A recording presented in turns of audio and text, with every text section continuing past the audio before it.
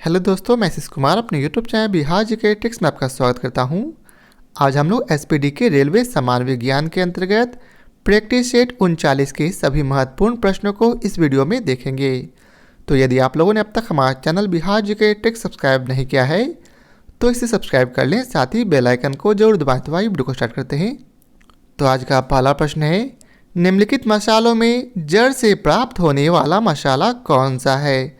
तो इसका उत्तर है ऑप्शन सी अर्थात हल्दी जो है निम्नलिखित मसालों में जड़ से प्राप्त होने वाला मसाला है।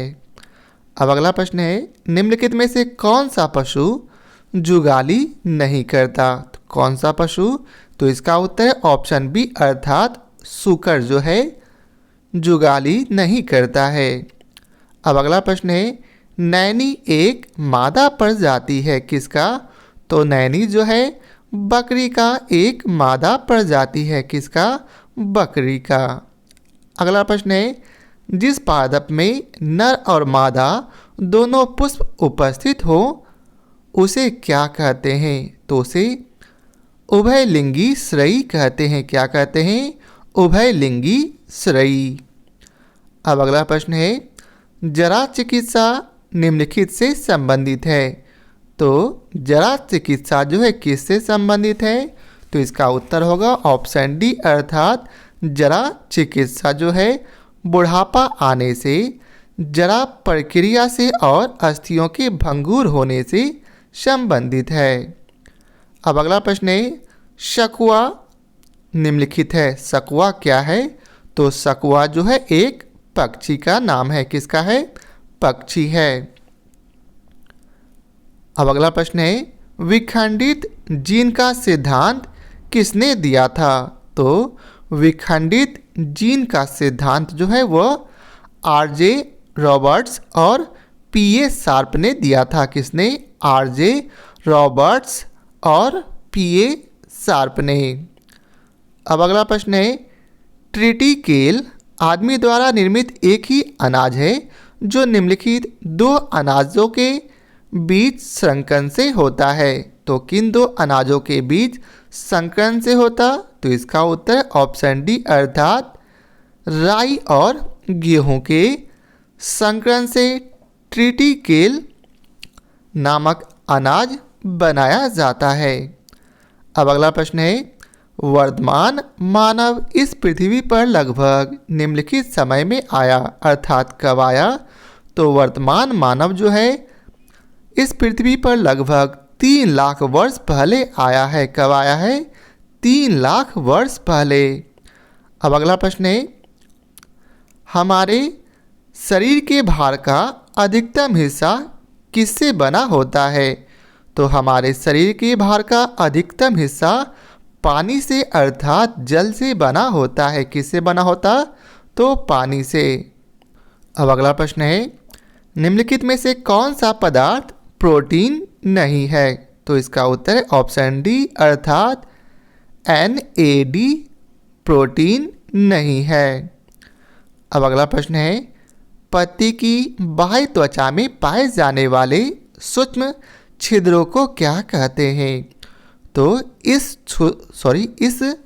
सूक्ष्म छिद्रों को हम लोग रंध्र अर्थात एस्टोमाटा कहते हैं। अब अगला प्रश्न है, मानव वयस्क में रक्त निम्नलिखित द्वारा बनता है। किसके द्वारा बनता? तो मानव वयस्क में रक्त जो है वह लाल अस्थि मज्जा के द्वारा बनता है। किसके द्वारा? लाल अस्थि मज्जा के द्वारा। अब अगला प्रश्न है, वायु में ऑक्सीजन की करीब कितनी प्रतिशत मात्रा है? तो वायु में ऑक्सीजन की करीब 21% मात्रा मौजूद है। अब अगला प्रश्न है, किस पदार्थ के संचय से मांसपेशी में थकावट पैदा होती है? तो इसका उत्तर है लैक्टिक अम्ल अर्थात लैक्टिक अम्ल के संचय से मांसपेशी में थकावट पैदा होती है। अब अगला प्रश्न है, वयस्कों के प्रति मिनट हृदय किस दर से धड़कता है? तो किस दर से? तो इसका उत्तर है ऑप्शन बी अर्थात प्रति मिनट 72 बार धड़कता है। अब अगला प्रश्न है, वयस्कों में हर 24 घंटे में मूत्र कितनी मात्रा में बनता है? तो इसका उत्तर है 1.5 लीटर। कितनी मात्रा में? तो 1.5 लीटर। अब अगला प्रश्न है, कौन सी ग्रंथि शरीर का ताप स्थापी माना जाता है? तो कौन सी ग्रंथि? तो इसका उत्तर है ऑप्शन डी अर्थात थाइपोथैलेमस। कौन? थाइपोथैलेमस। अगला प्रश्न है, कुछ पादप अपने जीवन में सिर्फ एक बार पुष्पित होते हैं, उन्हें हम लोग क्या कहते हैं? तो उन्हें हम लोग मोनोकार्पिक कहते हैं। क्या कहते हैं? मोनोकार्पिक। अगला प्रश्न है, किसी बच्चे का लिंग निर्धारित होता है किससे? तो किसी बच्चे का लिंग जो है वह है पिता के गुणसूत्रों से निर्धारित होता है। किससे? पिता के गुणसूत्रों से। अगला प्रश्न है, जिस कोशिका का अर्धसूत्री विभाजन होता है उसे क्या कहते हैं? तो उसे हम लोग अर्धसूत्री कोशिका कहते हैं। क्या कहते हैं? अर्धसूत्री कोशिका। अब अगला प्रश्न है, मानवों के अंडाणु में गुणसूत्र संख्या कितनी होती? तो मानवों के अंडाणु में गुणसूत्र की संख्या 46 होती है। कितनी होती है? 46। अगला प्रश्न है, निम्न में से किन जीवों में लिंग वातावरण से निर्धारित होता है? तो किस में? तो इसका उत्तर है बोनेलिया में लिंग वातावरण से निर्धारित होता है। अब अगला प्रश्न है, पीलिया किस अंग के खराब प्रकारी है? पीलिया किस अंग के खराब प्रकार से होता है? तो किसके खराब होने से होता? तो इसका उत्तर है ऑप्शन बी अर्थात यकृत के खराब होने से होता है। अगला प्रश्न है, रेडियो कार्बन डेटिंग का उपयोग निम्नलिखित की आयु पता लगाने के लिए किया जाता है। अर्थात रेडियो कार्बन डेटिंग का उपयोग किसकी आयु का पता लगाने के लिए होता? तो इसका उत्तर है जीवाश्म की आयु का। अगला प्रश्न है, चाय पत्ती में सबसे महत्वपूर्ण उत्तेजक कौन है? तो चाय पत्ती में सबसे महत्वपूर्ण उत्तेजक जो है वह थीन है। कौन है? थीन।